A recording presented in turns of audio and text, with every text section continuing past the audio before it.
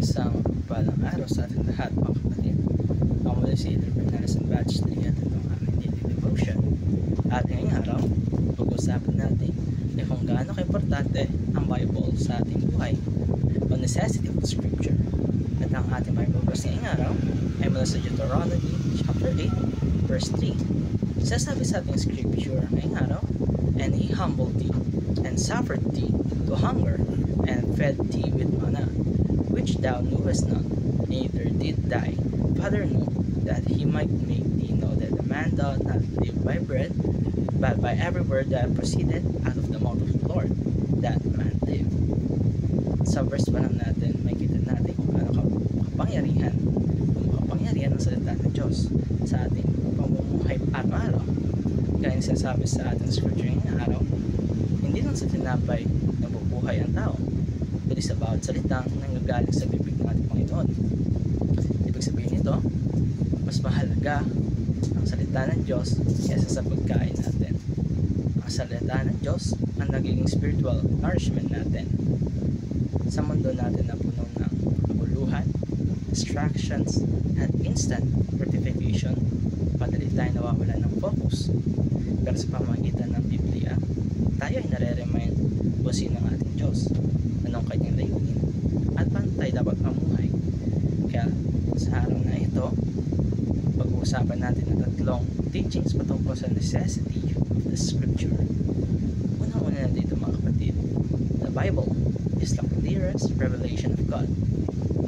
Pwede natin makita ang kagandahan, ang kapangyarihan ng Diyos sa kalikasan, sa mga bituin, bundok at dagat. Pwede rin natin maramdaman ang kanyang presensya sa pamamagitan ng ating konsensya, lalo na kapag tayo ay nakakaramdam ng guilt o nagkakamali. Pero hindi lamang dito natatapos ito. Hindi lang sa creation at konsensya natin siya makikilala. Hindi din natin malalaman ang kanyang kabuuan, ng kanyang plano kung wala ang Bible. Ang Bible lang ang nagbibigay sa atin ng klarong larawan kung sino talaga si God at ano ang kanyang kabanalan, ang kanyang pag-ibig, awa at katarungan. Dito natin makikita kung paano siya kumilos noon, paano siya kumilos ngayon, at kung paano siya kikilos sa ating buhay. Kaya kung gusto natin makilala sa Lord ng personal, ang Bible ang pinaka-clear na daan. Diba? The Bible is essential to spiritual nourishment. Just like how our body needs food daily para nagkaroon tayo ng energy, lukas tayo, ganun din ang ating spirito. Kung pinapabayaan natin ang Bible reading, para na rin natin hinayaan na magutom ang ating kaluluwa.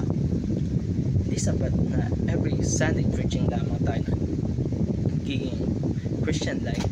Kailangan natin ng daily feeding mula sa salita ng Diyos.